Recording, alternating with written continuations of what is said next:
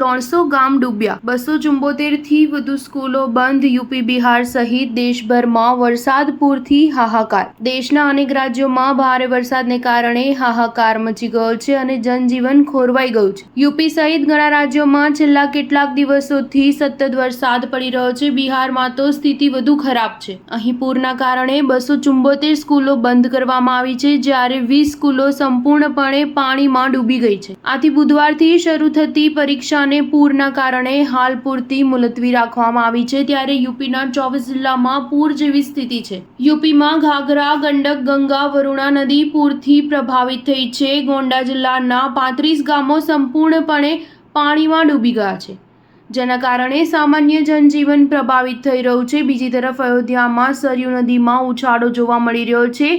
લખીમપુર ખેરીના ઘણા ગામોનો જિલ્લા મુખ્યાલય સાથે સંપર્ક તૂટી ગયો છે. યુપીના લગભગ 300 ગામો સંપૂર્ણપણે પાણીમાં ડૂબી ગયા છે. પ્રયાગરાજ, ઇટાવા અને મિર્ઝાપુરમાં 8મી સુધીની શાળાઓ બંધ કરી દેવામાં આવી છે. હિમાચલ પ્રદેશમાં અવિરત વરસાદને કારણે બુધવારે 50 રસ્તાઓ બંધ કરી દેવામાં આવ્યા હતા. રાજ્યના કેટલાક જિલ્લાઓમાં હળવો વરસાદ થયો છે. હિમાચલમાં વરસાદને કારણે અત્યાર સુધીમાં 172 લોકોના મોત થયા છે, જ્યારે 30 લોકો હજુ પણ લાપતા છે. ઝારખંડ અને બંગાળના અનેક જિલ્લા પૂરની ઝપેટમાં છે, જ્યારે ઓડિશાના 250 ગામોમાં પૂરના પાણી ઘૂસી ગયા છે. દક્ષિણ બંગાળના ઘણા જિલ્લાઓમાં પૂરના કારણે સ્થિતિ ખરાબ છે. અહીંના બેરેજ અને ડેમ પાણીથી ભરાઈ ગયા છે. અનેક જિલ્લાઓમાં પૂર જેવી સ્થિતિ યથાવત છે.